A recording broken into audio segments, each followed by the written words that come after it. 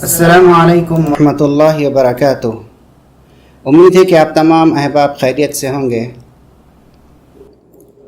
इस वक्त ख़ास तौर से हिंदुस्तान में और उमूमी तौर पर पूरे आलम के अंदर, पूरी दुनिया के अंदर कोरोना से लोग मुतासिर हो रहे हैं। इसके अंदर तीन चीज़ें हैं। एक तो ये है कि ये कोरोना किसी के लिए अल्लाह का अज़ाब है, अल्लाह की पकड़ है। दूसरे, ये कोरोना किसी के लिए अज्र है, सवाब का काम है कि इस मुसीबत पर वो अल्लाह ताला की तरफ से जो मुसीबत आई है कोरोना की, उसके ऊपर सब्र करेंगे तो उनको अज्र मिलेगा, शहीद कहलाए जाएंगे। और तीसरी जो चीज़ है वो है इम्तिहान।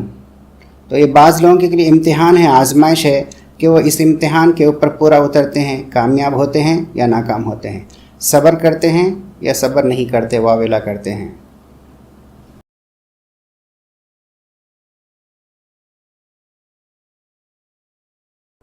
इस कोरोना से बचने के लिए हम सब को इस वक्त चार चीज़ों का सख्त एहतमाम करना चाहिए।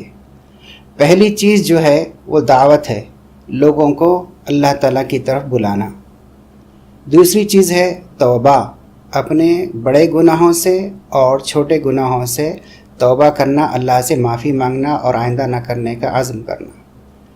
तीसरी चीज़ है वो है रोज़ाना की दुआएं, मसनून दुआएं, कुरान पाक की तिलावत और तस्बीहात का अहतमाम।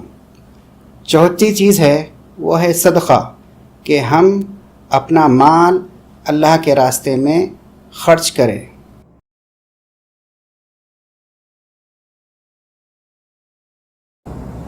अब दावत है, ये कैसे दी जाए, इसके भी चंद तरीक़े हैं। आप अकेले भी लोगों को अल्लाह ताला की तरफ बुला सकते हैं और इज्तिमाई तौर पर भी लोगों को अल्लाह ताला की तरफ बुला सकते हैं।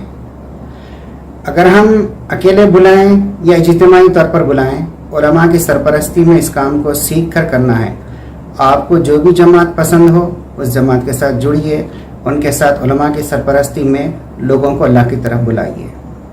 लोगों को अल्लाह की तरफ बुलाना क्या है? मस्जिद की तरफ बुलाना, कुरान पाक की तालीम देना, अहादीस की सुन्नतों की मोहब्बत पैदा करना, लोगों की खिदमत करना। ये काम मुसलमानों में भी हो सकता है और गैर मुस्लिम में भी हो सकता है। आप स्पीकर है, अच्छे स्पीकर है, अच्छे बयान करने वाले हैं, अपने बयानों से लोगों को अल्लाह ताला की तरफ बुलाइए।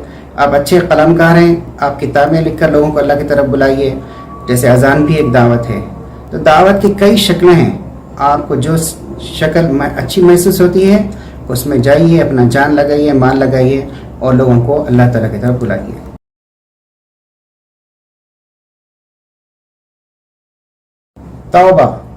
तौबा यानी अल्लाह ताला से माफ़ी मांगना, अल्लाह ताला की तरफ रुजू करना।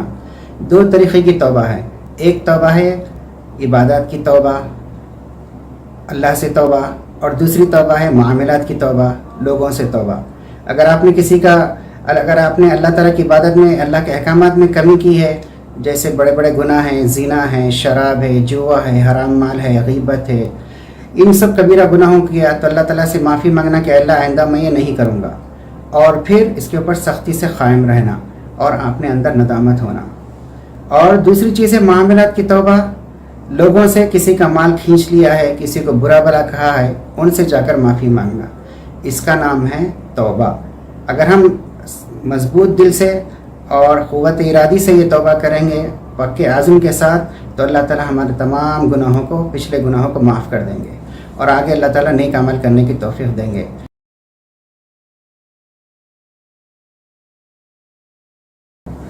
सुबह शाम की ज़िंदगी में, 24 घंटों की ज़िंदगी में अल्लाह की बरकत हासिल करने के लिए और हिफाजत में आने के लिए अल्लाह के नबी सल्लल्लाहु अलैहि वसल्लम ने हमें हथियार दिए हैं। वो हथियार है दुआएं।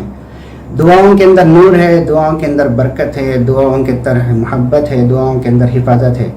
जो अल्फाज अल्लाह के नबी सल्लल्लाहु अलैहि वसल्लम के ज़बान मुबारक से अदा हुए हैं, उन अल्फाज के अंदर बहुत ही नूरानियत है, नूर है। तो हमको इसका एहतमाम करना चाहिए कि मसनून दुआएं जो कुरान और हदीस में सुबह और शाम के लिए आई हैं, उनका पढ़ने का एहतमाम किया जाए। ये मांगना है, अल्लाह के सामने गिड़गिड़ाना है, जलील होना है اور پھر اس کے ساتھ ساتھ روزانہ قرآن پاک کی تلاوت کرنا چاہیے. اس کے ساتھ ساتھ روزانہ کی اللہ کے اذکار ہے، تسبیحات ہیں، ان کا اہتمام کرنا چاہیے.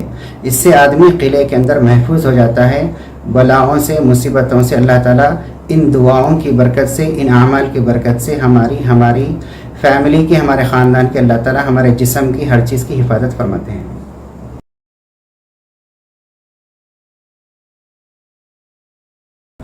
صدقہ ہے. صدقہ یہ زکوٰۃ کے علاوہ ہے. اللہ تعالیٰ کو وہ آدمی بہت ہی محبوب ہے جو اللہ کی مخلوق کا خیال کرے. بنی اسرائیل میں لوگ اپنی آمدنی کا 1/3 حصہ خرچہ کر دیتے تھے.